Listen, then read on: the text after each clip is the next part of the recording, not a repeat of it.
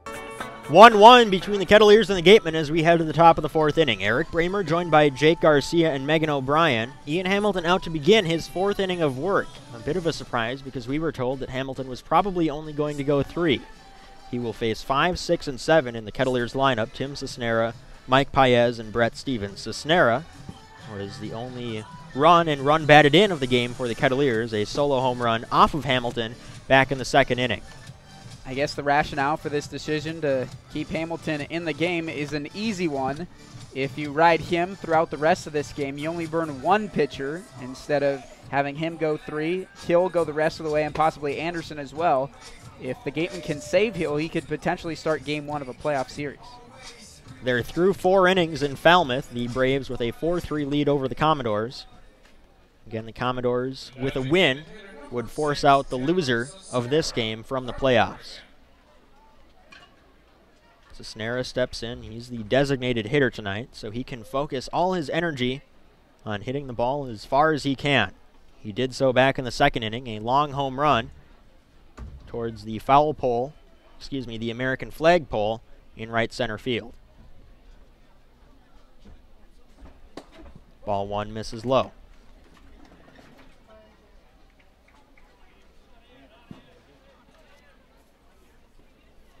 Cisnera out of the University of Oregon wearing Oregon spikes, you can tell by the color and the big O on the side. Another one misses low and away, now 2-0.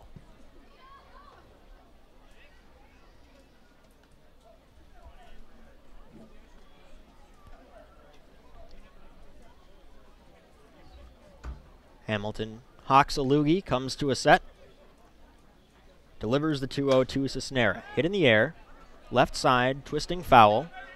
Now back into fair territory, and Andrew Kisner staggers and makes the catch. A major league pop-up off the bat of Tim Cisnera, but Kisner can handle it. There's one down in the top of the fourth.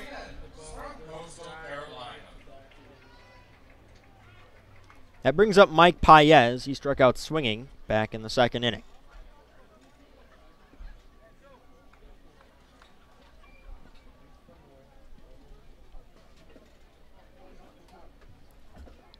Hamilton to a set, delivers the first pitch, in on the hands and fouled back over the screen.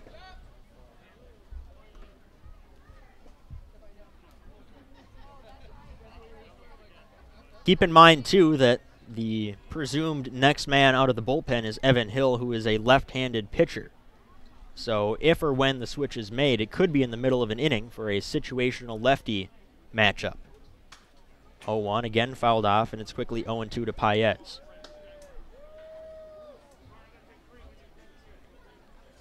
We've talked extensively how the Gatemen pitching staff is starting to get a little bit depleted as the season's gone on. Well, they counteracted that by adding 4 pitchers to their roster, hopefully for a playoff push.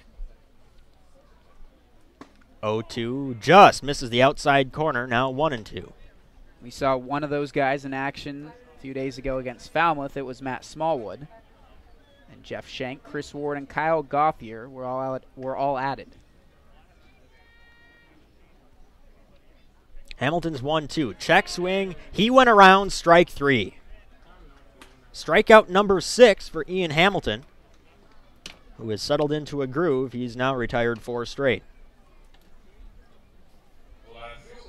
That brings up Brett Stevens. He's singled in the second inning. And I said this at the end of the third inning, but I'll say it again now. I would be surprised if Hamilton comes out for another. Simply because if the Gatemen advance to the playoffs, they don't want to do without Hamilton for an entire 3-game series. First pitch, flip foul left side. They got to get there first, though. Yes, they do. And if they like what they're seeing out of Ian Hamilton, I think Cooper Ferris would be hard-pressed not to leave him in the game.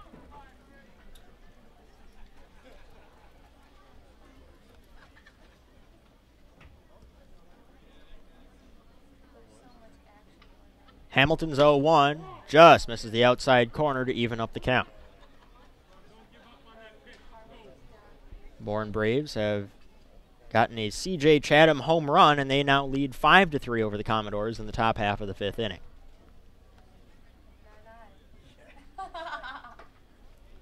1-1. Again, sent foul behind home plate. Now to play.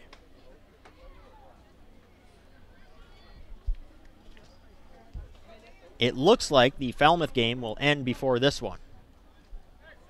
Although at this point, there have been a lot more runs scored, even though the Commodores got out to about a 20-minute head start on this game. Who knows? If that game ends before, we could have an interesting scene here at Spillane where both teams know their fate.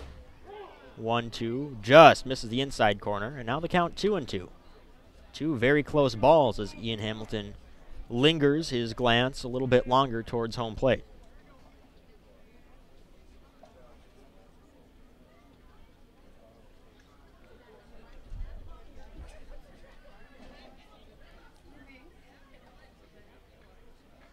Stevens swings and misses at a breaking pitch in the dirt. It'll require a throw, and Stupinski handles it just fine.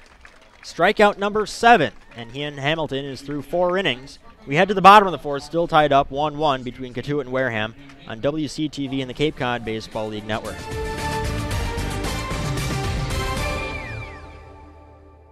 We're in the bottom of the 4th inning at Spillane Field, tied up between Cotuit and Wareham 1-1. Eric Bramer joined by Jake Garcia and Megan O'Brien. Lots of fans at the merchandise stand trying to snap up their t-shirts in the event that this is the last home game of the year for the Gatemen.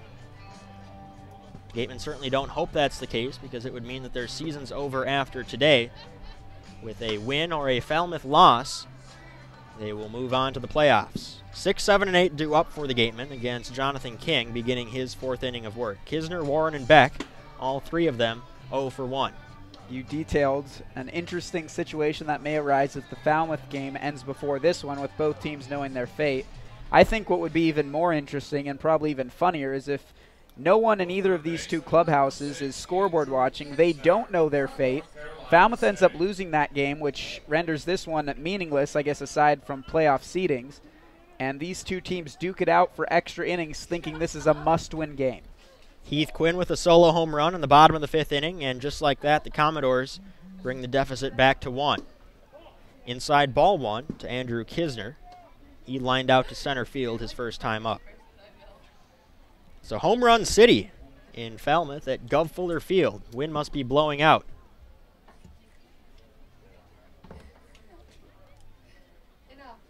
Another heavy shift employed. A breaking pitch bends over and misses high, apparently, to bring the count to 2-0.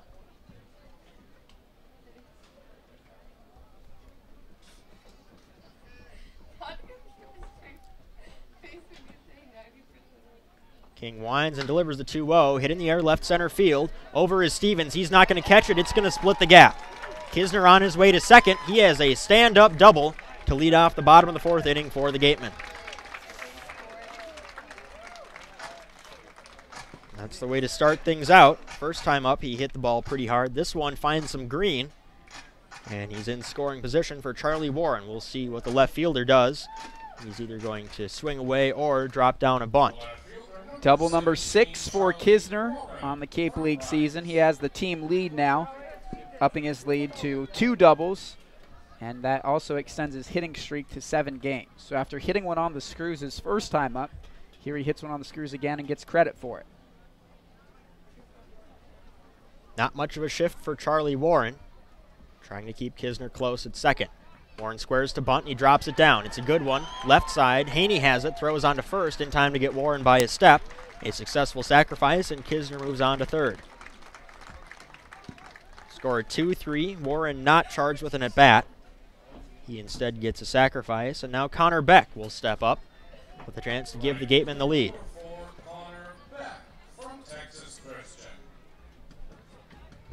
It's the first at-bat all game in which we have not seen a shift or one that will not be employed, and I spoke too soon, actually.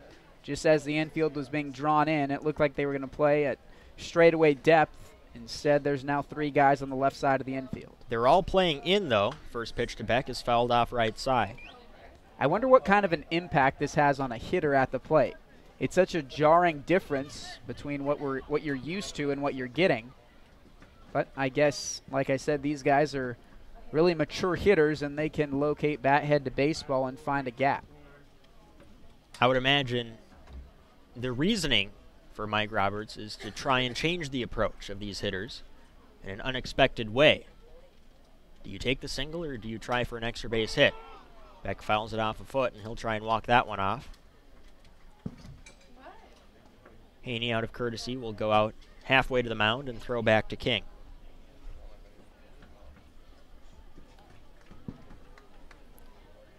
Commodores have runners at first and second now, with one down in the bottom of the fifth. Tying run at second, go-ahead run at first.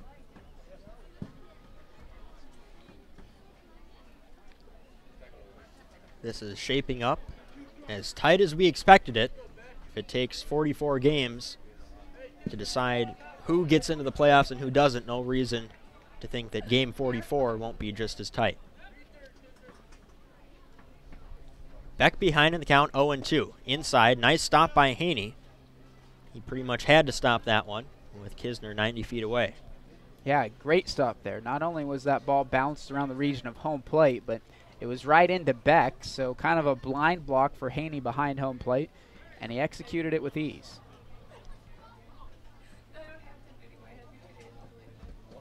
King comes to a set and delivers the 1-2 to Beck. In on the hands, hit behind first base, Barry chasing, going into foul territory, and Jenko, the right fielder, comes up just a few feet short. I think Kisner got a little bit lucky there. That ball was not caught because it was clearly in foul territory, and Cooper Ferris is now telling him that that's the case. He needs to go back and tag up in that instance. He'll have a chance to score there if that ball is caught, just because it's so far off in no man's land. Instead, his first instinct was to go about halfway. Really no sense in doing that when the ball is about 10 feet foul.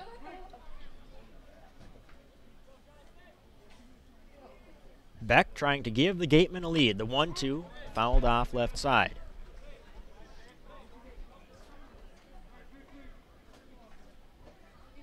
Preston Grand Prix waits on deck. He, like Beck, is 0 for 1.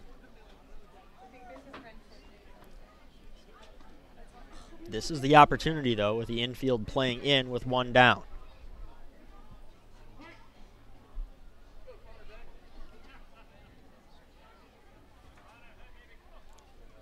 King trying to work out of a jam.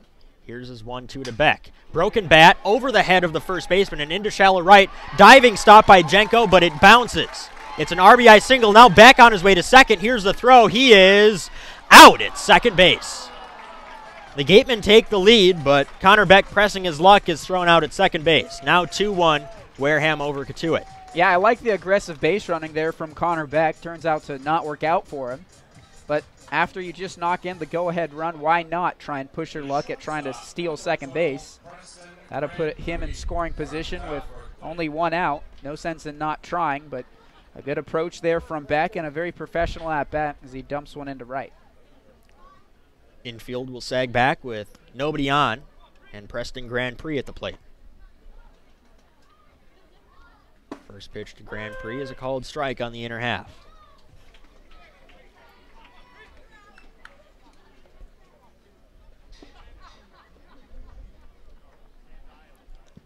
King looks in for the sign, delivers the 0-1 to Grand Prix, fouled off right side, 0-2.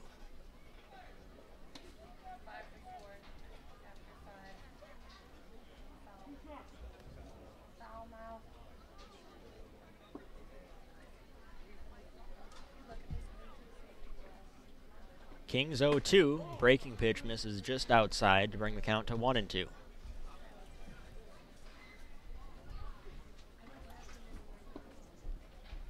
That's the view from the left field bleachers. Preston Grand Prix, no home runs this year, but we've seen him in batting practice hit one out there. Rolled on the ground to third. Gay has it, throws across the diamond, dug out by Barry. Gatemen get a run in the bottom half of the fourth inning on a double by Kisner and an RBI single by Connor Beck.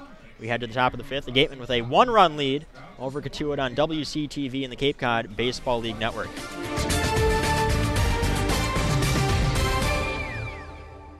The Wareham Gatemen with a 2-1 lead over the Cotuit Kettleers as we head to the top of the fifth inning. Eric Bramer joined by Jake Garcia and Megan O'Brien. Ian Hamilton still out on the mound for the Gatemen.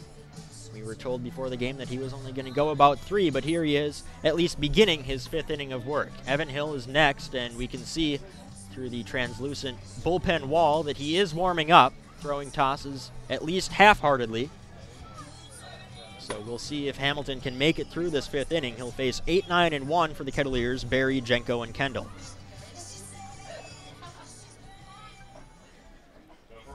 The Falmouth game is now in the top of the 6th inning. The Bourne Braves still holding a 1-run lead over the Commodores. And again, explaining why that matters to us. If the Commodores win, the loser of this game misses out on the playoffs.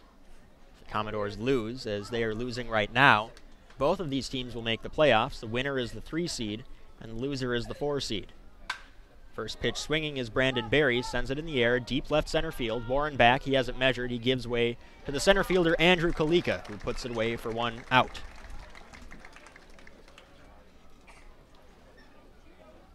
We've seen the ball carry pretty well today. The home run by Cisnera back in the 2nd looked to be a routine fly ball to right.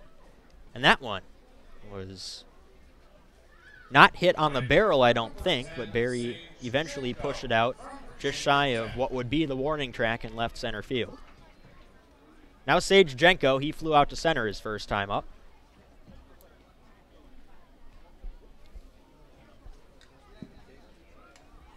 Hamilton's first pitch gets a swing and a miss from Jenko.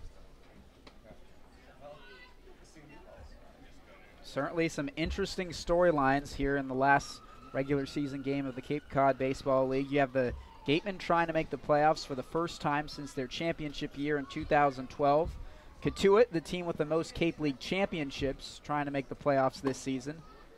And then Falmouth, a team that hasn't won a championship since 1980. They're trying to make the playoffs a year after being in the championship game and falling to YD.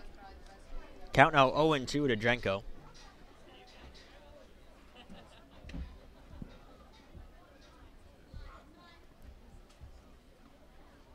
Hamilton pitching from the stretch now. He delivers the 0-2. Hit in the air, left side. Third baseman Kisner staring at it, and he puts it away for out number 2. That is definitely a change from the way Hamilton started this game. He was pitching from the windup with nobody on base, and now entering his 5th inning of work, perhaps adapting to his bullpen mentality, pitching almost exclusively out of the stretch. That brings up Jaron Kendall, the leadoff hitter for the Kettleers. He's 1 for 2. He singled his last time up. Now through 5.5 in Falmouth, Commodores trailing the Braves 5-4.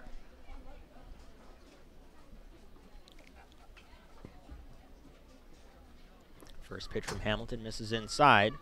Goes to the backstop. Interesting that Bourne has committed 2 errors in that game.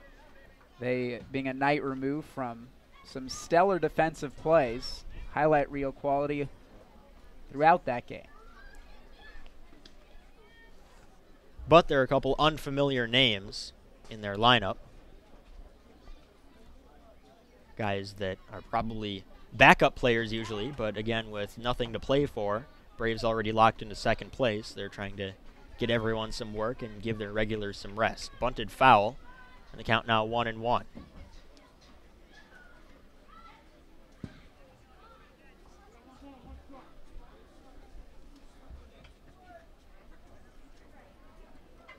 Already 2 down in the bottom of the 6th inning. So the Commodores aggressive at the plate. 1-1 misses low, and now 2-1.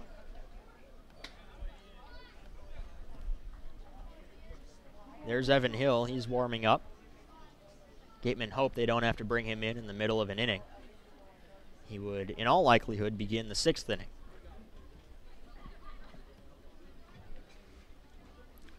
Here's the 2-1, fouled off left side. Hamilton, should he finish 5 innings, would qualify for a win, even though that's secondary in the mind of the righty out of Washington State.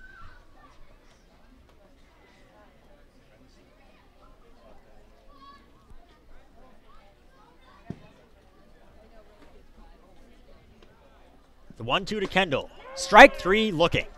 If that's the end of Ian Hamilton's day, he ends it on a high note. He's through 5 innings with a 2-1 lead.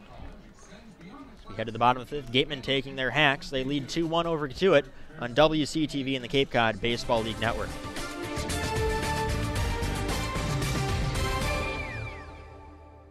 Gatemen with a 2-1 lead over the Cotuit Kettleers as we head to the bottom of the 5th inning. Eric Bremer joined by Jake Garcia and Megan O'Brien. Fans having a good time. Probably a decent number of Kettleers fans here too. They're not having as great of a time. The ideal situation for all these fans is a Falmouth Commodore loss.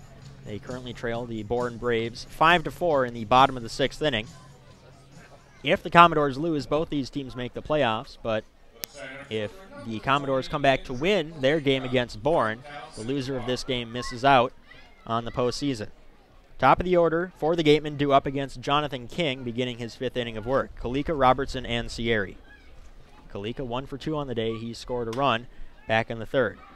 Dumped down the left field line. First pitch swinging. Brett Stevens in fair territory has it.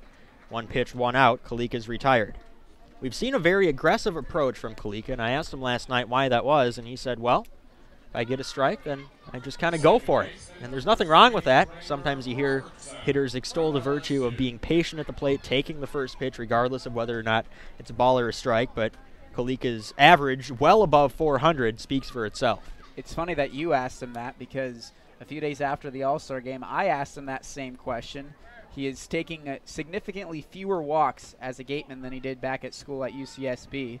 I asked him, why is that? And he gave me a similar response, but I think worth mentioning because it was a little different, saying that he's talked more to coaches and more to his teammates about the art of hitting and about the art of pitch sequencing, and he now feels like he knows more of what to expect at the plate than he did before. Ball and a strike now to Kramer Robertson. He, like Kalika, coming into this at-bat 1 for 2. Robertson singled and got as far as 3rd base back in the 1st inning. Kings allowed single runs in each of the last 2 innings. RBI single by David McKinnon in the 3rd and an RBI single by Connor Beck in the 4th. A called strike and now 1-2 to Robertson. The shadows have now completely engulfed the infield. A little bit of sunlight left in right and right center. 1-2 bounce in the dirt. Nice stop by Haney. The count now 2-2.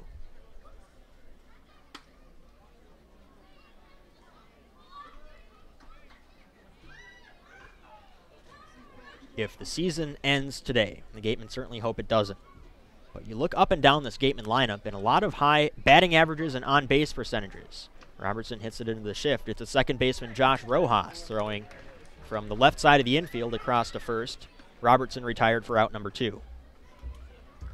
When I put that down in my scorebook, I do 4-3 with a little bit of an asterisk to indicate that it was not hit to the location where the 4, the second baseman, is normally located. Gives me a reminder, and I haven't had to do that a whole lot in the Cape League season because coaches typically don't shift. But Mike Roberts today has employed shifts on pretty much everyone, even if it doesn't make a whole lot of sense. Speaking of that, here's Nick Sierri, 2 for 2 with 2 singles to the opposite field. That's what he's done all season long. About as true of an opposite field hitter as you can get as he takes ball 1 outside. And again, after 2 opposite field singles, the Kettleers are shifting him to pull.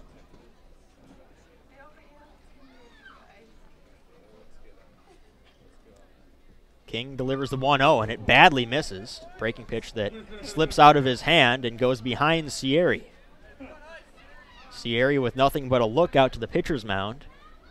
Not in disgust, more surprise. And immediately King looked at his hand as to say, did I just throw that pitch? I think it was just a breaking ball that may have slipped out of his hands.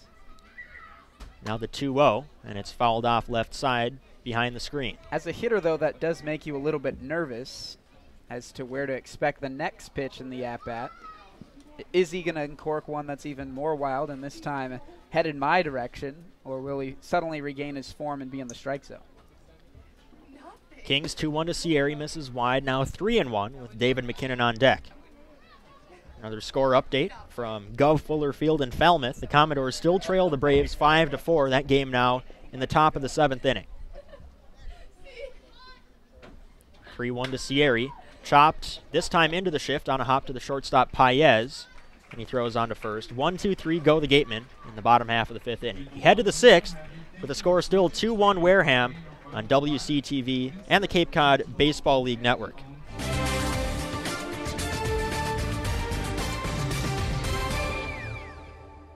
Back at Spillane Field, the Wareham Gatemen with a 2-1 lead over the Cotuit Kettleers as we head to the top of the 6th inning. Eric Reamer joined by Jake Garcia and Megan O'Brien. The day for Ian Hamilton is done. He was excellent as usual, 5 innings of 1-run ball, and now he hands the game over to Evan Hill. Hill, a 6'5", 205 left-handed pitcher out of the University of Michigan, 5-0 with a 1.25 ERA this season, making his 9th appearance of the year. He's been used as a starting pitcher on 5 occasions, but this will be the 4th time he comes into a relief role. Ball 1 misses inside to Will Haney, 1 for 2 on the day. Haney followed by Rojas and Gay. We mentioned this in the pregame open, but it bears repeating. Hill is coming off his worst outing of the season, and his worst is a little bit different of a standard than most people's worst. He went 4 innings against Harwich in a start, allowed 3 earned runs and 3 walks. You could just tell that his stuff wasn't completely there, or the stuff that made him an all-star this season. His ERA skyrocketed all the way to 1.25. 2-0 to Haney, roped fair down the left field line and into the corner. Warren plays it off the wall. He has a little bit of trouble with it. He'll get it in as quickly as he can, but it's a stand-up double for Will Haney to start the 6th and the outing for Evan Hill. Yeah, Hill coming into that game had only allowed 2 earned runs, but then 3, more than doubled his ERA. That'll bring up Josh Rojas, 0 for 2 on the day, a strikeout and a fly out to center. Hill obviously with self-serving motivations, trying to pitch as well as he can, but he also wants to help out his teammate Ian Hamilton, who is in line for the win tonight, should the Gatemen hold on to this win.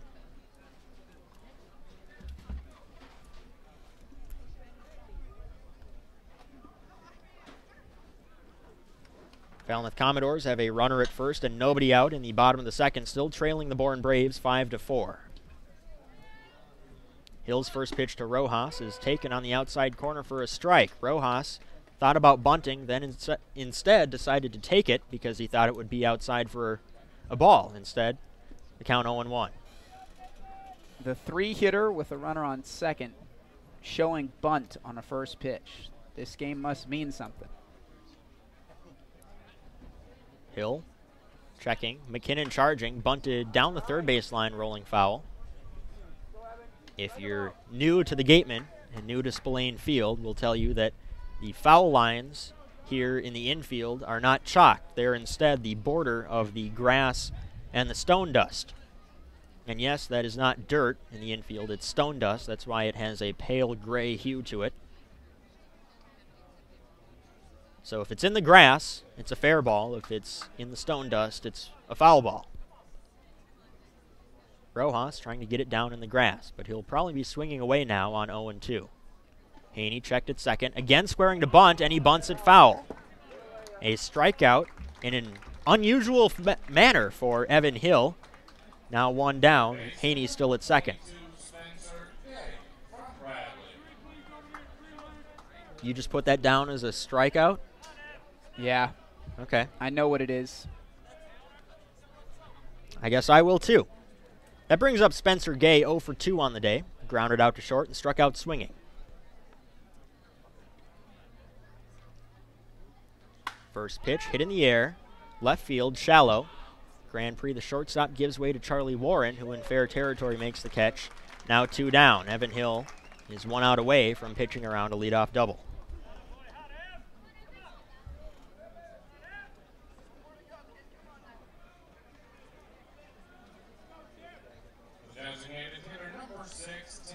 Tim Cisnera 1 for 2 on the day. He scored and drove in the only run of the game for the Kettleers. That was a solo home run back in the 2nd inning.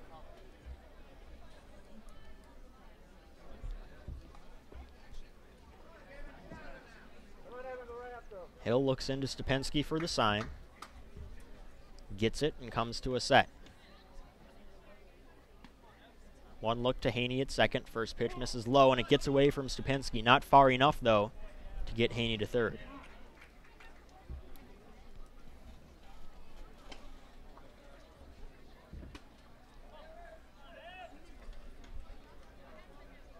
A tight game here in game 44, just as it should be. These two teams have identical points coming into the last day of the year. The Kettleers with more wins, but the Gatemen got a couple ties.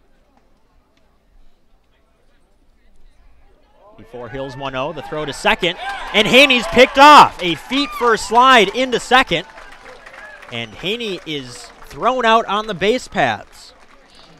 Cisnera won't get his chance, and we head to the bottom of the 6th inning with the Gatemen still leading 2-1. Keep it locked into WCTV and the Cape Cod Baseball League Network.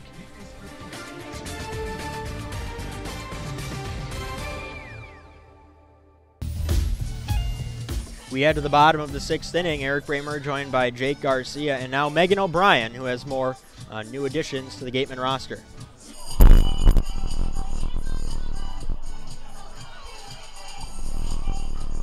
Mike Roberts putting the shift on every batter. Also, another interesting coaching call. I'm out here by the left field bullpen, and it is completely empty. He wanted all of his pitchers in the bullpen. Could be the last game they have together as a team. So just in the dugout, I'm sorry. So the bullpen remains empty for the Cotuit Kettleers. Back to you guys. 7-6 due up for the Gatemen in the bottom of the 6th inning. McKinnon, Stupinski, and Andrew Kisner. Jonathan King is still out on the mound, beginning his 6th inning of work.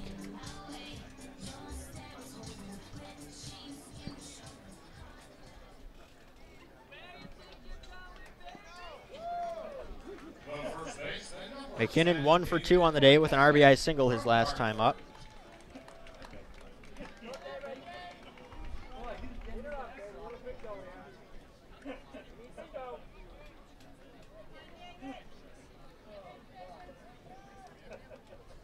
King winds and delivers.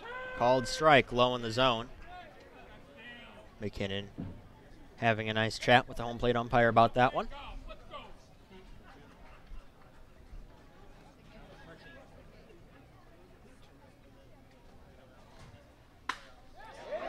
Roped.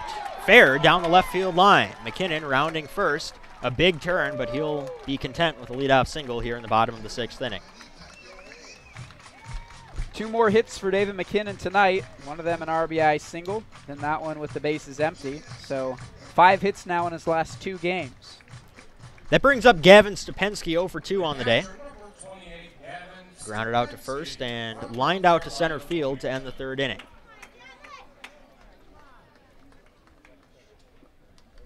Falmouth Commodores have the tying run at second with 2 down in the bottom of the 7th inning. Stupinski squares to bunt. He misses, and it's a called strike. Rather a swinging strike, I guess, because I believe Stupinski ended up offering at that one.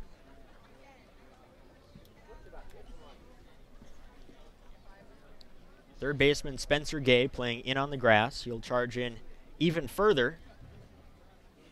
Stupinski squares again. Here he is squaring, and he gets it down. It's a good bunt. Third baseman Gay has it. He throws on to first, his only play. Stupinski retired by a wide margin, but the sacrifice is successful. McKinnon advances to second. True testament to a good hitter, and one with good hand-eye coordination is a power hitter who can bunt. Stupinski obviously not being asked to do that very often, both at UNC Wilmington and here with the Gatemen, but the fact that he can be selfless enough and execute it with ease should speak to how good of a hitter he is. Now Andrew Kisner and Charlie Warren will have 2 chances. Kisner doubled and scored his last time up, and they're going to intentionally walk Kisner to set up the double play. Can't argue with this decision. Kisner's been seeing the ball pretty well today. A line out his first time up, and then a double to the left center field gap. Charlie Warren has yet to put a full swing on a ball and put it in play. He struck out swinging in the 2nd, then dropped down a sacrifice bunt in the 4th. Warren also a left-handed hitter, facing King the lefty. There is an arm beginning to warm in the Kettleers bullpen. It's a right-handed pitcher. There are lights at Spillane Field, and they're on, so Mike Roberts can't manipulate this game to try and get it to end any earlier. Kisner is intentionally walked. He will fill first base. Now Charlie Warren stepping to the plate with a chance to break this game open.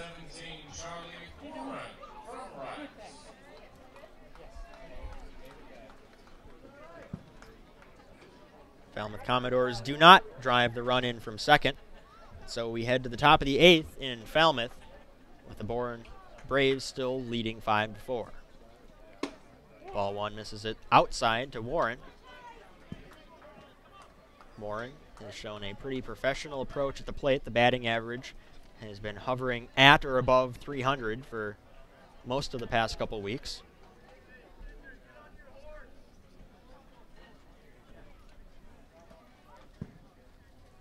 King checks McKinnon and Kisner and delivers inside, now 2-0 to Warren.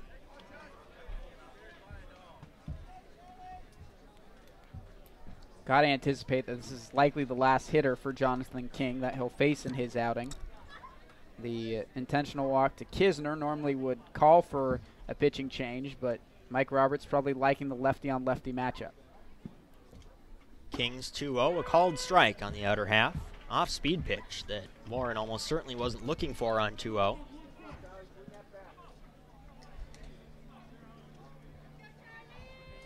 Hopefully the fans behind home plate are still alert and awake.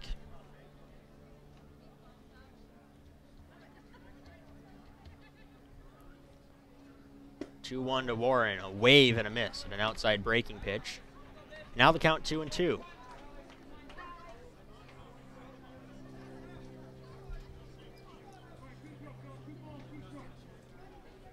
The count 2-2. Charlie Warren trying to get a base hit to the outfield. Again, the heavy shift is on for the left-handed hitter. 2-2, a check swing, and he did not go around, so the count runs full. Now we'll see if McKinnon and Kisner take off. Only one down, so they don't have to. But with three infielders on the right side of the infield, might make things more difficult for steal coverage. King to a set. He delivers the payoff pitch to Warren, just missing the outside corner, ball 4. So after an intentional walk, an unintentional walk, and now the bases are loaded for Connor Beck, that could be the end of the day for Jonathan King. He looks into the dugout as we look into the dugout, but some words of encouragement, presumably, from Mike Roberts, and things will be allowed to continue. Connor Beck stepping in 1 for 2. Infield in and still shifted. 3 infielders on the left side.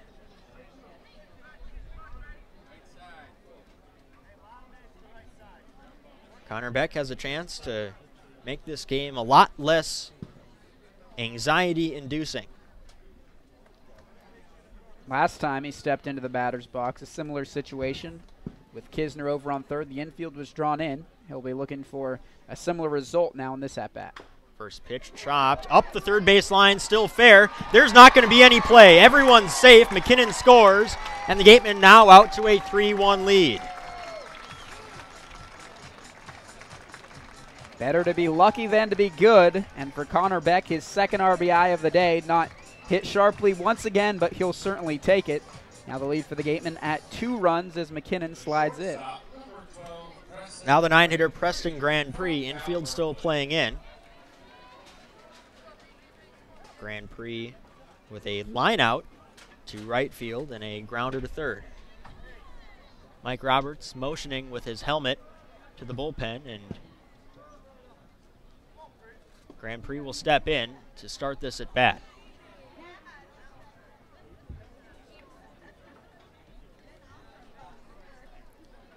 Infield still drawn in. First pitch taken for a strike on the inside corner to Grand Prix.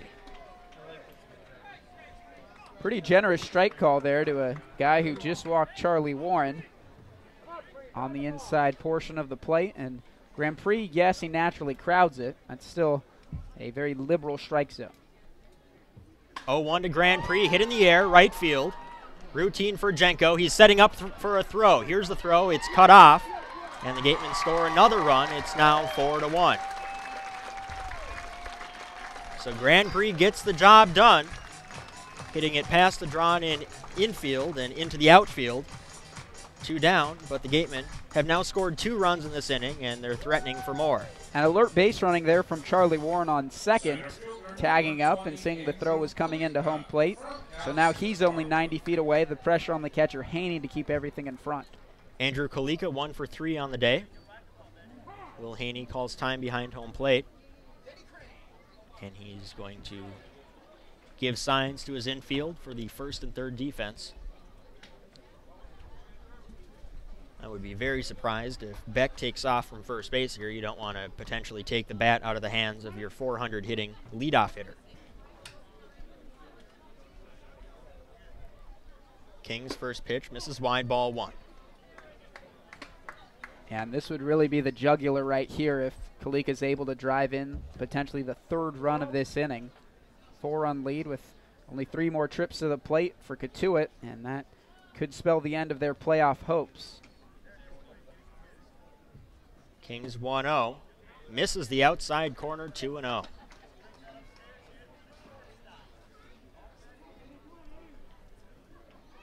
In Falmouth, the Bourne Braves hold a 5-4 lead as we head to the bottom of the 8th inning. So 6 outs for the Commodores. Try and push across at least 1 more run. The 2-0, a called strike on the outside corner.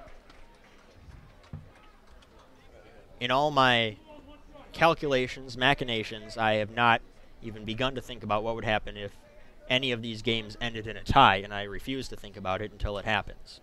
2-1, nice stop by Haney on a breaking pitch that misses very wide. Now 3-1 with Robertson on deck. First base is occupied, but second base is open. We will see if the Kettleers even throw a strike to Kalika.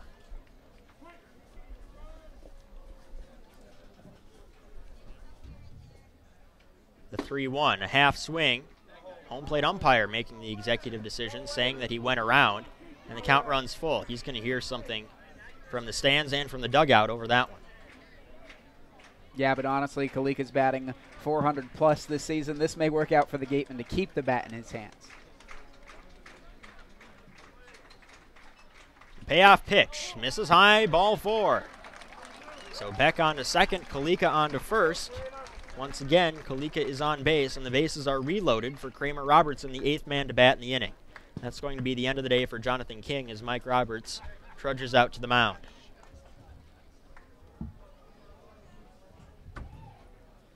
Jonathan King pitched well, but pitched probably a little bit past his effectiveness. Only 2 runs allowed through 5, but looks like he's run out of gas here in the 6th. When we come back, we will have information on the new pitcher for the Kettleers. It's 4-1 Gatemen on WCTV and the Cape Cod Baseball League Network.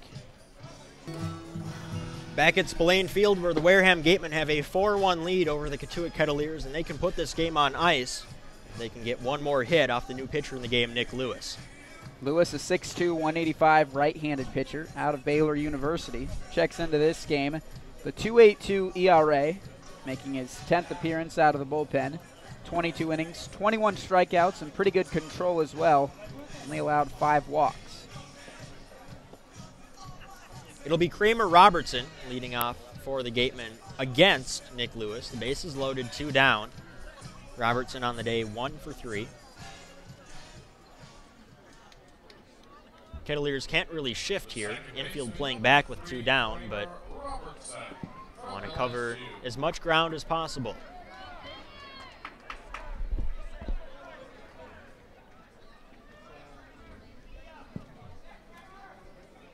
This will be the first time the Gatemen see a right-handed pitcher today. King was a lefty. First pitch to Robertson, bounce in the dirt. Another nice stop by Haney, who's impressed behind the plate. He has a cannon for an arm. He can obviously hit the ball a long way at the plate, and so far tonight he's been pretty good blocking pitches.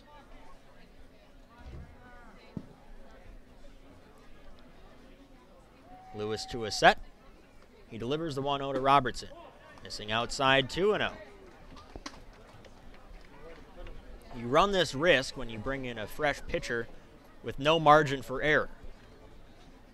It takes some time for him to get acclimated to the strike zone. He might walk the first batter and walk a run in. Robertson will have 1 pitch, 1 location on 2-0. It wasn't there. It's a strike, though, and now the count 2-1.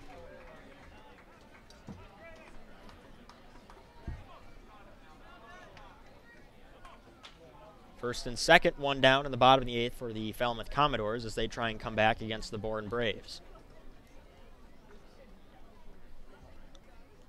2-1 to Robertson, bounce on the dirt, and it kicks away from Haney towards first base. Warren comes in to score, everyone else advances, and the score now 5-1. Got to be a wild pitch there, uncorked by Lewis on the mound. And I guess to finish your thought, Haney really did all he could, but just a seed thrown into home plate and bounce quite a bit in front of it. No shot for him. Now Beck at third, Kalika at second. First base open with a 3-1 count to Robertson.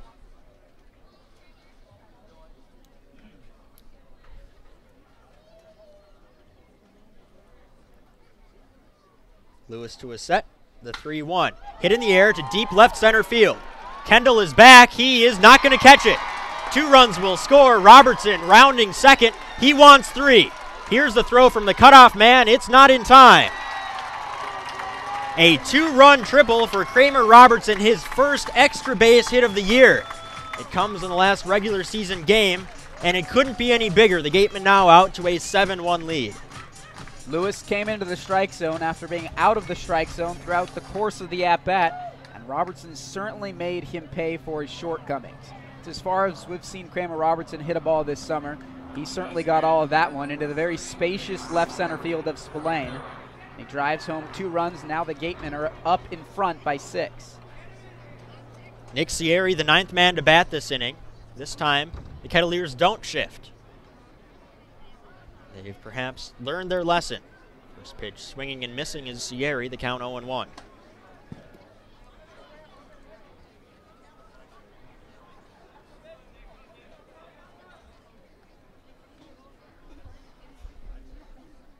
That's also the second triple of the season for Wareham, only the second. They have really struggled hitting for extra bases, and Sternagel having the only other triple this season. Robertson hit it in a very similar spot to where Sternagel hit his. 0-1 fouled off of Haney, and he's doubled over behind home plate. Trainer will come out to have a look at him as he shakes his head.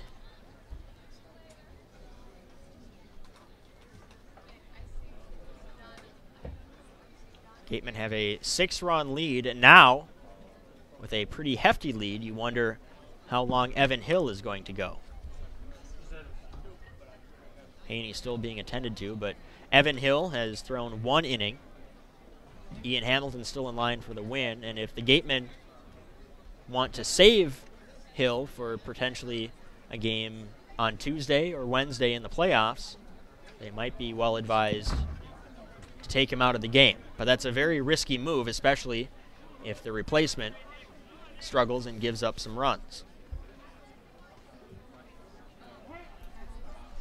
Count 0-2 to Sierri. Haney staying in the game. Lewis's pitch is flipped down the left field line, twisting foul and landing foul. Spencer Gay had the best look at it, but he comes up short, and the count's still 0-2.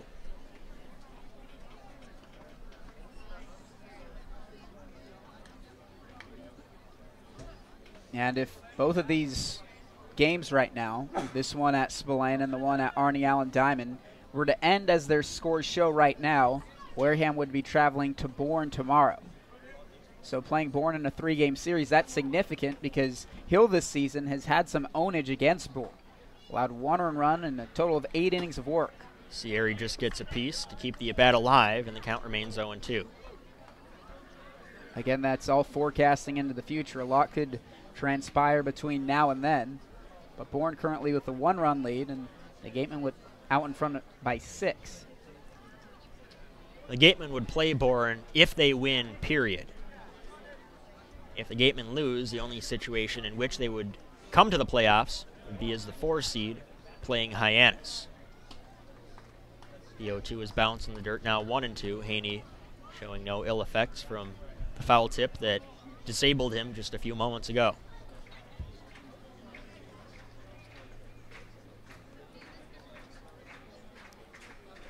The 1-2 to Sierri. Again, just keeping it alive and fouled, I believe, into the dugout of the Kettleers. An audible gasp.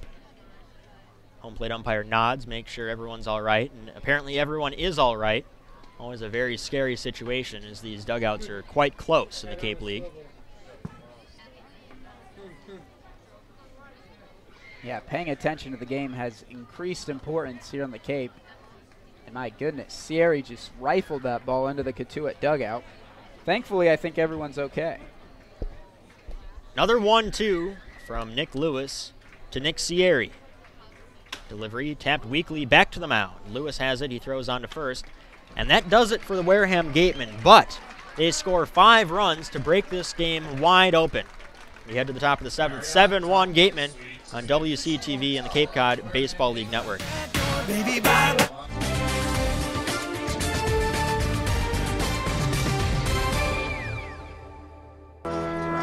The Wareham Gatemen have opened up a 7-1 lead over the Cotuit Kettleers. We head to the top of the 7th. Eric Bramer joined by Jake Garcia and Megan O'Brien. It is Evan Hill still out on the mound for the Gatemen. He will face 5, 6, and 7 for the Kettleers. Tim Cisnera, Mike Paez, and Brett Stevens. In the last half inning, we entertained the idea of the Gatemen taking out Hill and saving him for a potential playoff game on Monday, Tuesday, or Wednesday in round 1. But it looks like the Gatemen are going to worry about that when they get there and try and secure their playoff spot first. First pitch swinging, and Cisnera ropes it into left center field. It's down for a hit. Lauren plays it on a couple hops, and he gets it back in. A leadoff single for Cisnera, who has the second hit of the day. That brings up Mike Paez, who's yet to put the ball in play. 2 swinging strikeouts, both of them against Ian Hamilton. A scoring update. We are in the bottom of the 8th inning in Falmouth at Gov Fuller Field. 5-4. The Bourne Braves lead the Falmouth Commodores, and now we are through 8. So the Commodores only have 3 outs left. First pitch, Gavin Sapensky has trouble finding it, and the Cisnera will advance down to second. It'll likely be a wild pitch, but Stupinski had blocked it right in front of him and then did a pirouette behind home plate as he tried to find the ball. It looks like the Commodores game will end before this one, so in a few minutes even, we could tell you officially that the Gatemen are heading to the playoffs.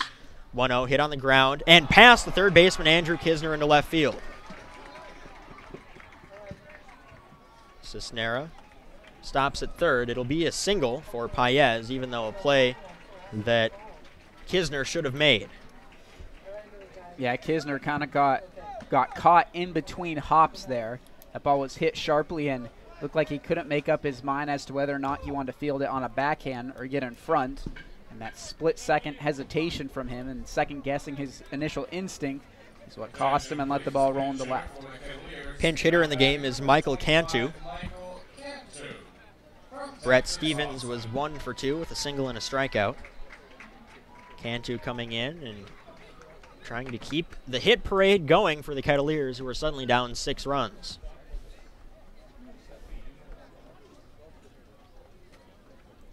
Cisnera at third, Paez at first.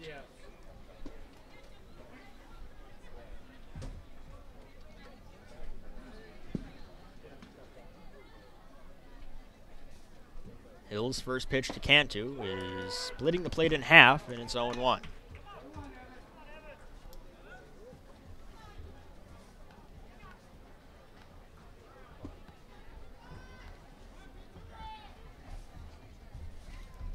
Hill peers in for the sign, comes to a set,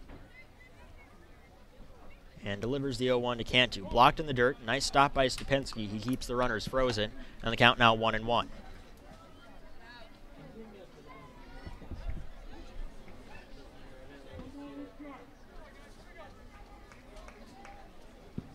Hill shakes off Stupinski. Takes the ball from his mitt.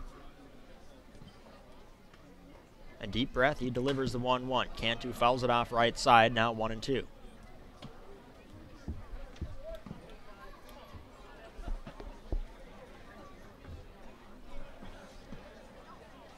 This game was 2-1 until the last half inning. The Gatemen putting up a 5 spot in inning number 6.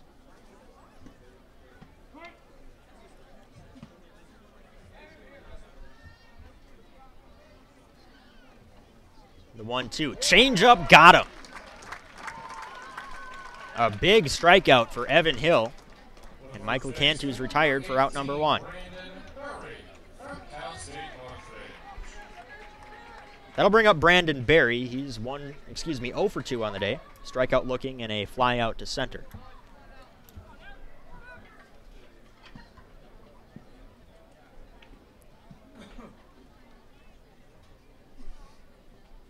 First pitch, change up to Berry is wallop to left field. Warren's back. He is turning around. This ball is gone. A 3-run home run for Brandon Berry, and just like that, the Kettleers are within 3.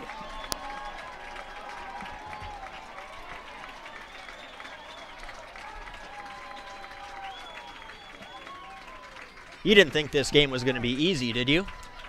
No, but I do love the verb you use because that was the first thought that crossed my mind.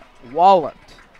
Hill left a breaking pitch up in the zone, and Brandon Berry, who's been red hot at the plate, certainly did not miss it. Kept his weight back and his hands back as well, and then just exploded through the zone for a 3-run home run. Sage Jenko stepping in 0 for 2 on the day. Fastball is chopped behind the plate, very high in the air, 0-1.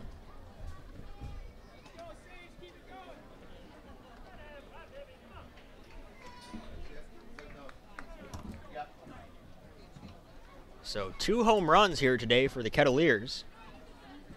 That's been all of their offensive output. The solo shot by Cisnera in the 2nd. Now a 3-run jack by Berry in the 7th. Rolled up the middle. Robertson's going to have a tough play. He throws across his body in time to get Jenko by a half step, 2 down. That brings up Jaron Kendall. He's 1 for 3 on the day. Single in the 3rd, struck out looking his last time up. Kendall was the last man that Ian Hamilton faced. Bourne Braves have a runner at 3rd and 1 down in the top of the 9th inning. That's a very big run should it score against Wyatt Short.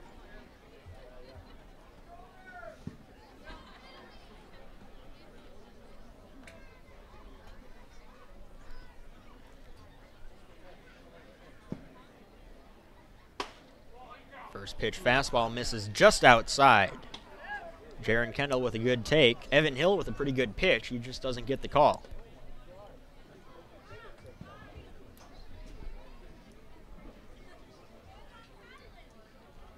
Hill from the windup delivers the 1-0. Breaking pitch bounced in the dirt, now 2-0.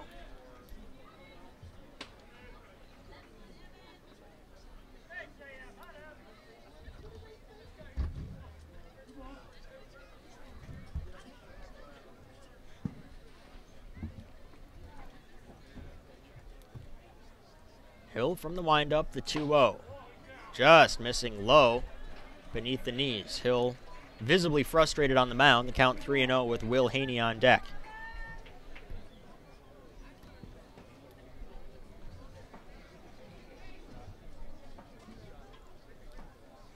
Hill's 3-0, missing low, ball 4. This is officially a save situation, even though it's only the 7th inning. The tying run is on deck in the form of Josh Rojas. Right now, Hill has to counter and deal with Will Haney. We get some assistance of the verbal variety from Jim Lawler, who's out to talk to the lefty.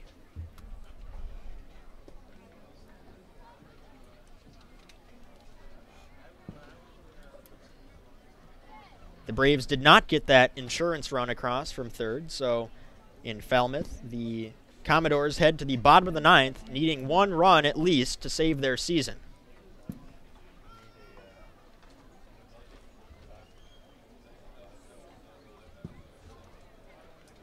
We will try and keep that one on hand as best we can, because as the game gets later and later, the out-of-town scoreboard becomes more and more important.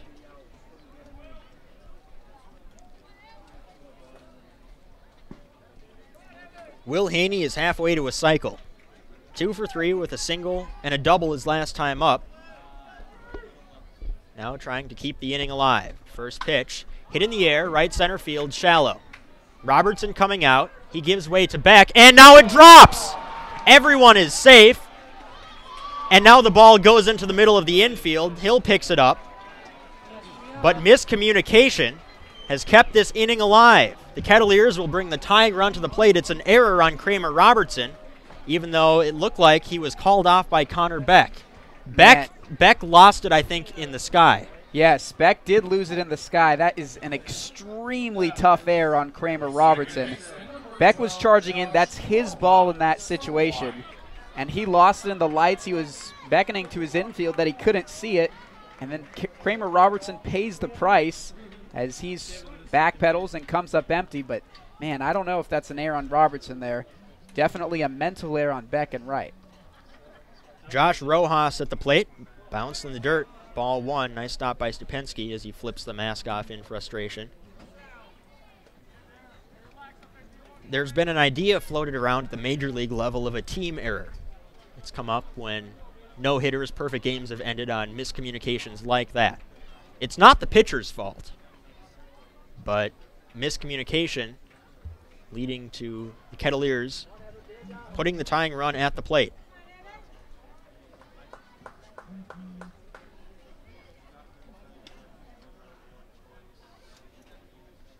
Hills 1-0 to Rojas, again bounced in the dirt, again stopped by Stupinski.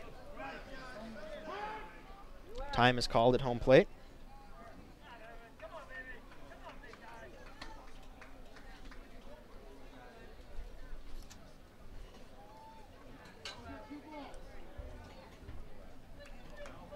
As best we know, the Bourne Braves are leading 5-4 in the bottom of the ninth against the Falmouth Commodores, but we have not gotten an update yet.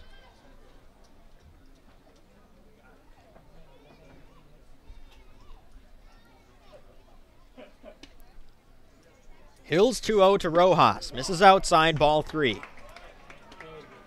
Evan Hill has only retired 2 batters in this inning. Rojas, the 8th man to bat. 2 singles, a home run, a walk, and an error by his second baseman that was really more of a miscommunication. A walk would load the bases. Here's the 3-0 from Hill. Generous outside call, and now the count 3-1. That's the 3-0 strike zone for you.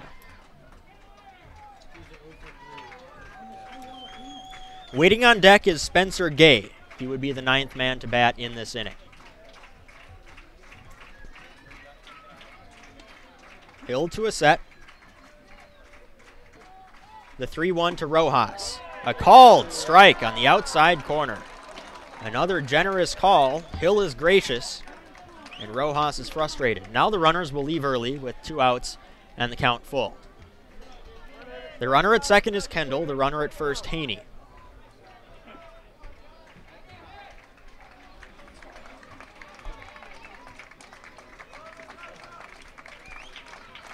Hill looks in for the sign. He gets it. The payoff pitch. Swung on and missed, strike 3. Rojas goes down swinging, and the Kettleers, despite getting 3, do not get any more. We head to the bottom of the 7th inning. It's time to stretch. The Gatemen with a 3-run lead, 7-4 on WCTV and the Cape Cod Baseball League Network.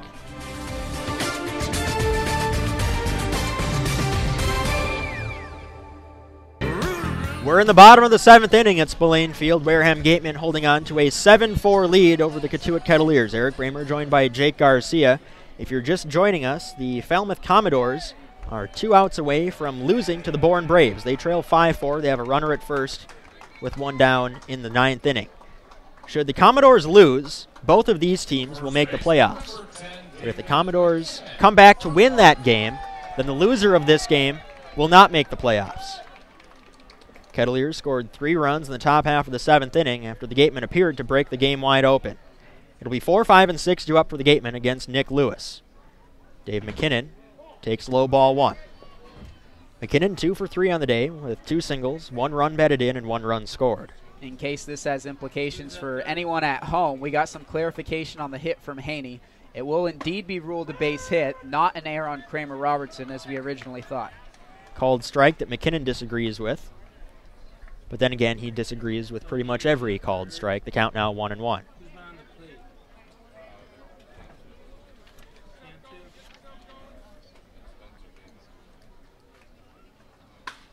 McKinnon sends the ball in foul territory. First baseman Brandon Berry has it He puts it away for out number 1. Score at FF3 if you're keeping track at home. Michael Cantu is the new guy behind home plate, and Will Haney moves over to third base. Don't know where that puts Spencer Gay, but we're doing our best to try and figure that out. Gay might be out in left field. That would make the most sense because Brett Stevens was definitely taken out of the game. He was pinch hit for by Cantu. Ball 1 taken outside by Gavin Stupensky. 0 for 2 on the day. Dropped down to sacrifice bunt his last time up. Probably a pretty foreign concept to the slugger.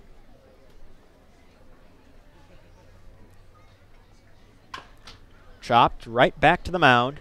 Lewis has it on a hop. He throws on to first. Quickly 2 down here in the bottom half of the 7th.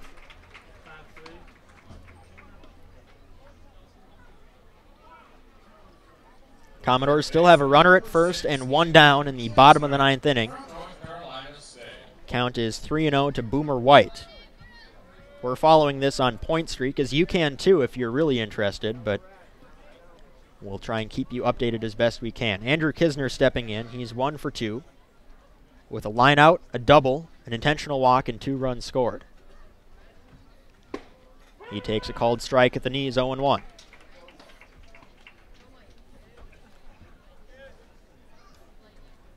Let's just operate under the assumption that Spencer Gay is currently playing left field. Sounds good to me. 0-1. Tapped up the third baseline foul, 0-2. We're up in the press box, so we hear everything that the public address announcer and official scorer are told.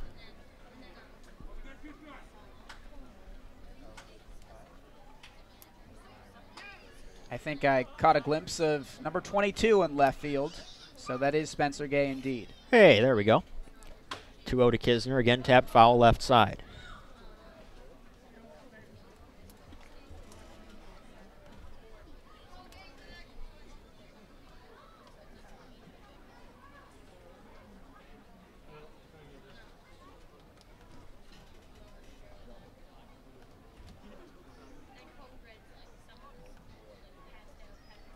Oh, 2 high fastball gets Kisner swinging, and the Gatemen go down in order in the 7th.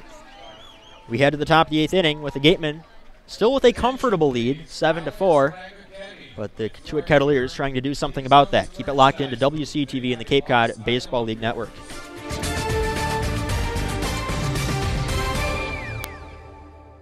We're back at Spillane Field in the top of the 8th inning. Evan Hill back on the mound for the Gatemen. I am flying solo right now. I'm Eric Bramer. My broadcast partner, Jake Garcia, is currently listening to the Falmouth Commodores game on the radio. He's going to try and give you up to the second updates should the Commodores come back and win. They have 2 runners in scoring position. A Boomer White double has put runners at second and third with 1 out.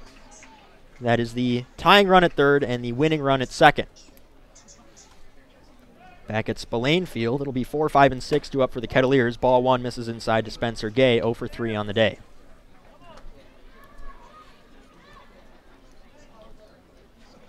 Hill gave up a 3-run home run back in the 7th inning. 1-0 tapped back to the glove of Evan Hill. He throws on to first. A hard hit out and 1 down here in the top of the 8th. That brings up Tim Cisnera. Cisnera's had a pretty good game for himself. 2 for 3 with a home run and a single, 2 runs scored.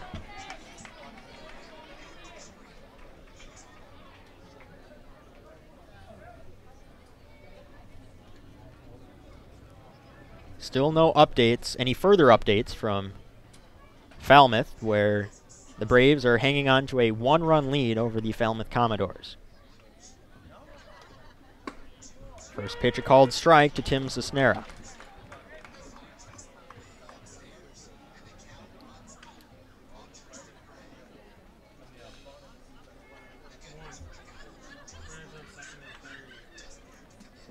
The 0-1 lined on a hop to Kramer Robertson. He has it. He throws on to first.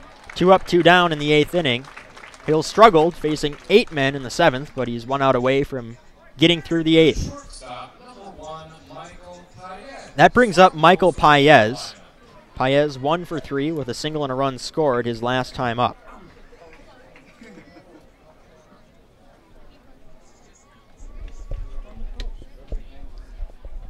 as promised, you're up to the second update over in Falmouth. 2 runners aboard, a full count, upcoming to Tristan Gray. Mike Paez is hit on the knee area. He trots down to first. And the Kettleers have a base runner here in the 8th inning.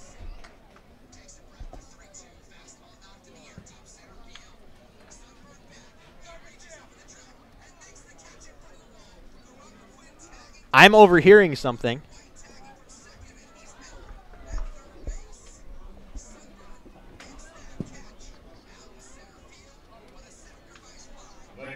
What happened, Jake? Tristan Gray just hit a sacrifice fly with a full count and 2 runners in scoring position. The runner on third came home to score. The runner on second advances to third, and we are all knotted up over at Arnie Allen Diamond. Oh, my. Ball 1 misses inside to Michael Cantu. He pinch hit back in the 7th inning and struck out swinging. My, oh, my.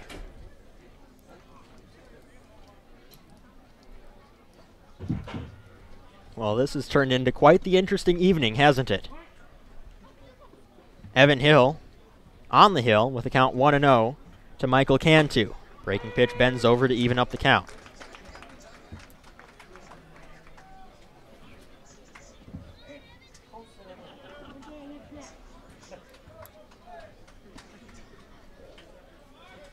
The runner at first is Mike Paez. 1-1 from Hill, missing inside 2-1.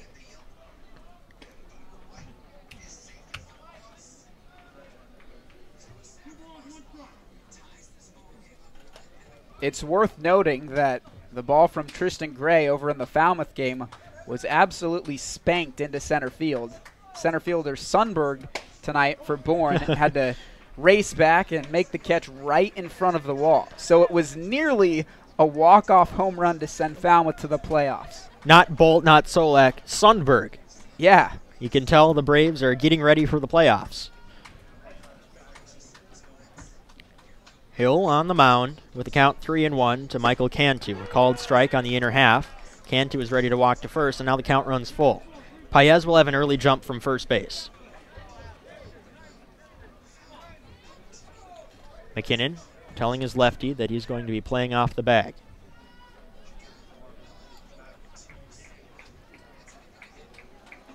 The payoff pitch. Runner goes and fouled off right side.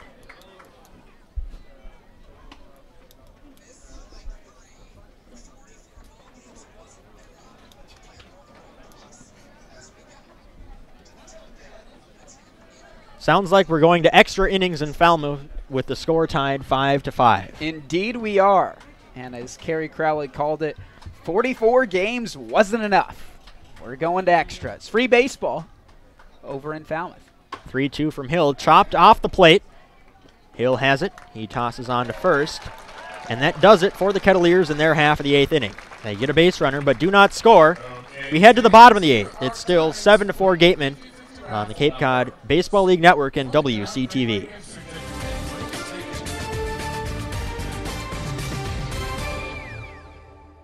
Back at Spillane Field with the Gatemen leading the Cotuit Kettleers by a score of 7-4. We're now joined by the third member of our broadcast team, Megan O'Brien. Megan?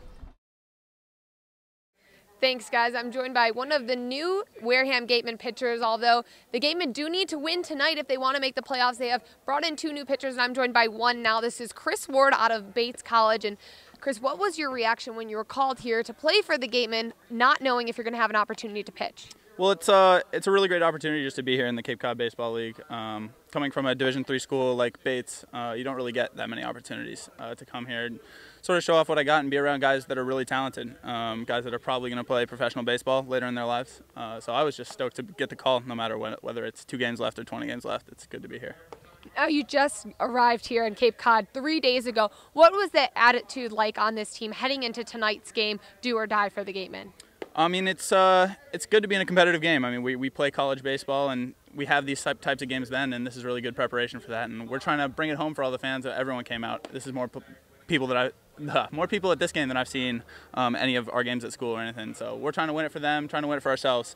And you know, tonight's a game where you play to keep playing and show off a little bit in the playoffs in front of everyone. Maybe bring home a championship. You never know. Well, we're looking forward to hopefully seeing you show off out there on the mound in front of all these Gatemen fans. Back to you guys. Out a single, but instead it's a 4-3.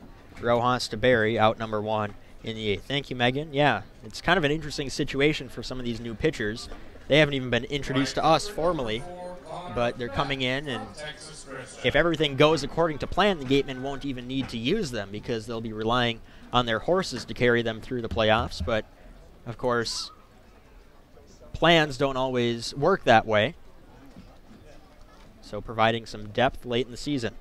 Connor Beck stepping in. He takes low ball 1. Beck has singled and driven in a run in each of his last 2 plate appearances. He's 2 for 3 on the day.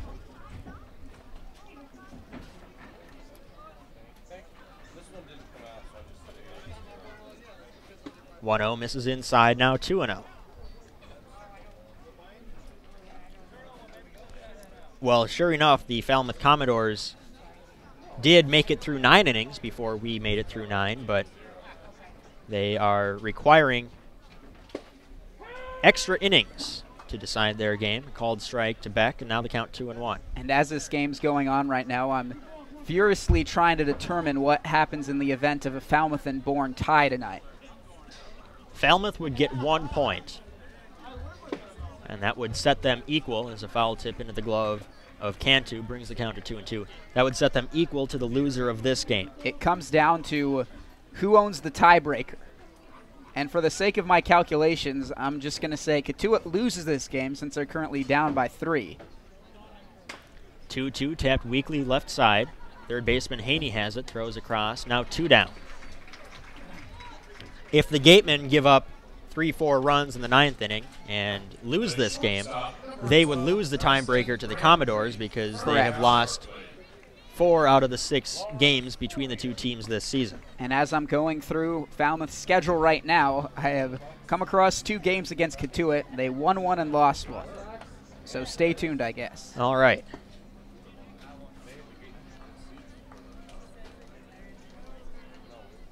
First pitch to Preston Grand Prix is a called strike at the knees, 0-1.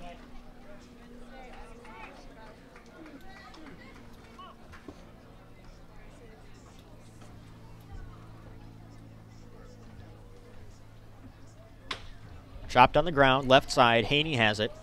He throws on to first.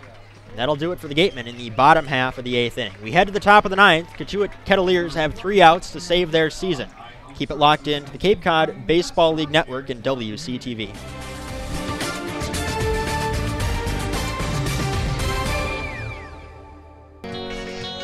We head to the top of the 9th inning. The Wareham Gatemen only need 3 outs to lock in their playoff spot. On the other side, the Cotuit Kettleers will be scoreboard watching if they can't score a few runs. If the Falmouth Commodores lose, then the Wareham Gatemen, the Kettleers would still make the playoffs as the 4 seed, but if the Commodores come back to win their game all the way back, they were down 4-0 early. It's tied 5-5 in the 10th inning right now. Then the Commodores would take that 4 seed.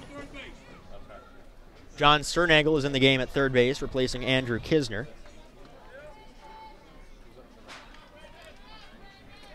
And according to my calculations, Cotuit has the 4-2 series advantage over Falmouth.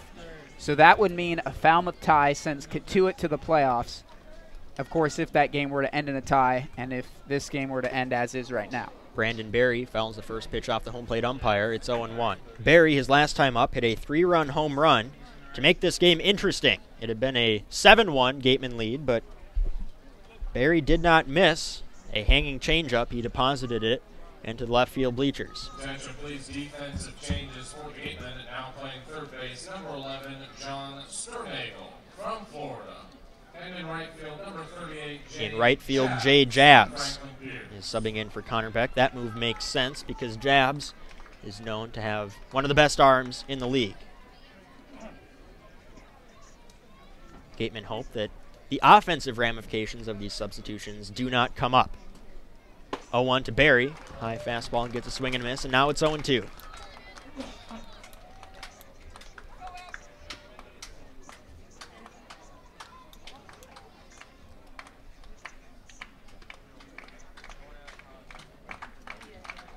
Hill shakes off Stupensky, accepts the second option. From the windup, delivers the 0-2 to Barry. Fastball got him swinging. Barry retired, and now 1 out in the 9th inning. 2 more outs for the Gatemen to get to clinch their playoff spot.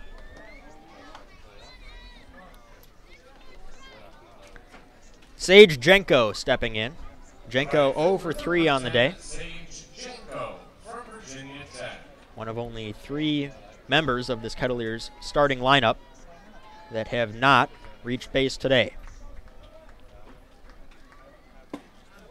Hill breaking pitch, just misses inside, ball 1. Runners at the corners and 2 down for the Braves in the top half of the 10th inning. Peter Alonso at the plate.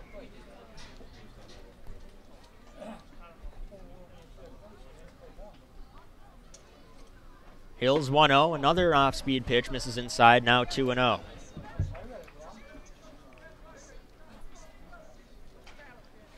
Kettleers want to get Will Haney to the plate. He's currently in the hole, and he's second in the Cape Cod Baseball League with 8 home runs. 2-0 misses wide, 3-0 with the leadoff hitter Jaron Kendall on deck.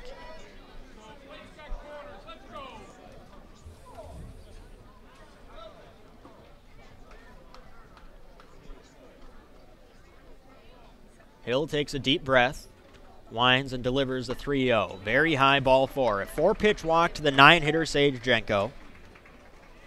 And now it is a save situation with the tying run, Will Haney, in the on-deck circle.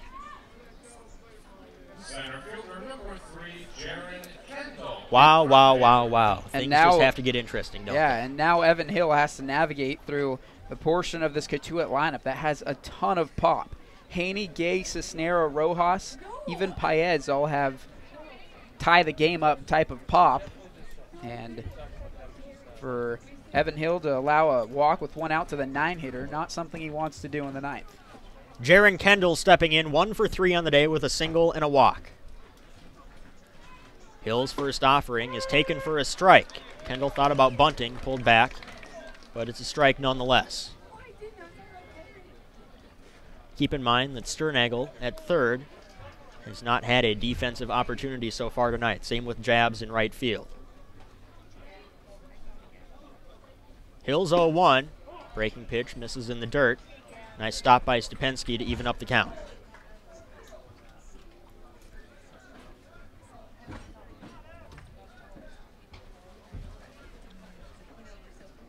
There's an arm warming in the bullpen.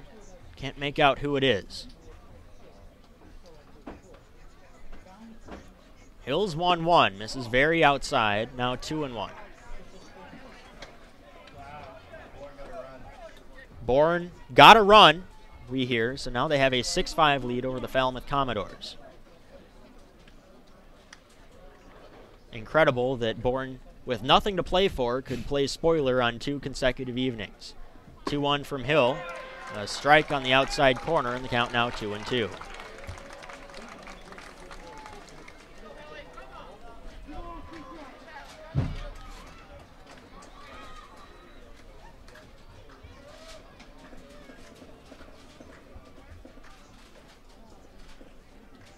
The 2-2 from Hill. Strike 3 swinging.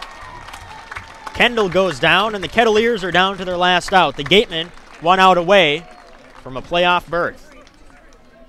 Huge strikeout there for Evan Hill. Now he gets to face the middle portion with 2 outs. So now a little bit less breathing room for these Cotuit Kettleers. They'll have to start stringing together base runners and in a hurry.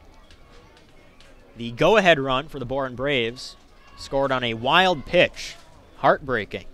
And they have a runner at second with 2 down.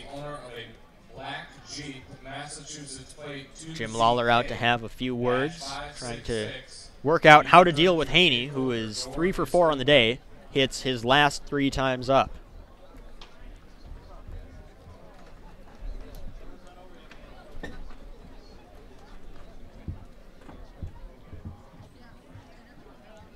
Should Haney reach and extend this game, Josh Rojas would bat. Rojas is 0 for 4 with 3 strikeouts.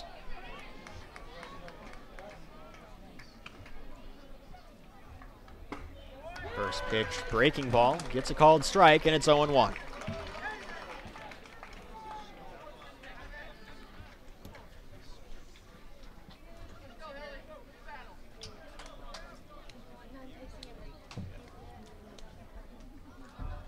Hill's 0-1, bounce in the dirt. Stupensky with a nice stop, even though the runner at first has no incentive to try and advance on that. His run doesn't matter at all.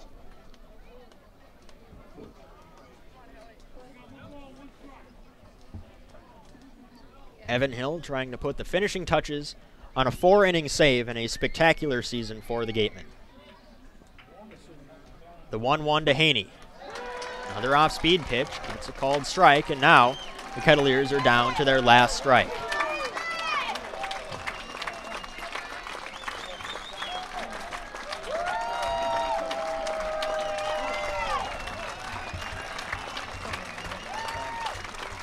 Evan Hill has been great all year for the Gatemen.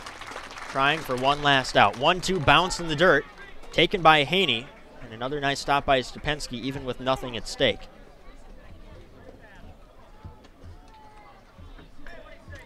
The runner at first is Sage Jenko. The tying run is on deck in the form of Josh Rojas.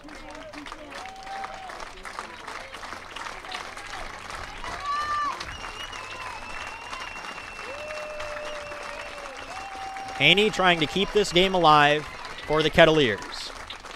Hill's 2-2. He got him swinging! And the Gatemen live to play another day. They travel to Bourne tomorrow to play the Braves in round 1 of the Cape League playoffs. It'll be the first playoff appearance for the Gatemen since their championship run of 2012, and it couldn't have been easy. But the Gatemen with a pretty complete game tonight with a 7-4 victory over the Kettleers. Yeah, bringing 9 batters to the plate in the 6th inning was really the recipe for the success of the Gatemen tonight. They are now into the playoffs, and honestly for them, a fantastic team to eliminate, perhaps, from playoff contention in the Kettleers. Mike Roberts being the Gatemen coach back a few years ago. These two teams are definitely rivals, and it's a very sweet win for the Gatemen. They clinched the 3 seed in the West Division. The win to Ian Hamilton, the save to Evan Hill, the loss to Jonathan King. The Gatemen finish as the 3 seed in the Cape League Western Division. And some emotion from the Gatemen, some positive emotion for the first time in a while. It's been a rough couple weeks, a rough second half of the season, but that's all forgotten. They're in the playoffs, and that's all that really matters. Yeah, before this, they had been winless in 7 of their last 8 games. Didn't want to choke away a playoff berth after having a very good June and then a subpar July. But this is a team, like you mentioned earlier on the broadcast, with some talent on it. You look up and down their lineup, there's really no major holes. And if they can get their pitching lined up for the playoffs, a 3-headed monster in Ian Hamilton, Evan Hill, and Sean Anderson is one that probably tops quite a few other teams in the Cape League. The Bourne Braves are leading the Falmouth Commodores 6-5. That doesn't matter a whole lot to the Gatemen now. They've locked up their playoff spot. But it does matter to the Cotuit Kettleers. If that score holds and the Commodores lose, the Kettleers will limp into the playoffs themselves as the 4 seed, taking on the Hyannis Harbor Hawks. But if the Commodores come back to win, and they are definitely able to come back, we've seen that several times over the past couple days, then it will be the Kettleers on the outside looking in. On a day when so much was said about the Gatemen, I think we've run out of things to say. So we will sign off here from Spillane Field. For my broadcast partner, Jake Garcia, our sideline reporter, or field reporter, I guess, in baseball, Megan O'Brien, our broadcast director, Warren Randolph, everyone with Wareham Community Television and the Wareham Gatemen, we thank you for watching this Game 44 of the Cape Cod Baseball League season, and we hope there are very many more. From Spillane Field, the final score, Wareham Gatemen victorious 7-4 over the Cotuit Kettleers. I'm Eric Bramer signing off, and we'll see you tomorrow.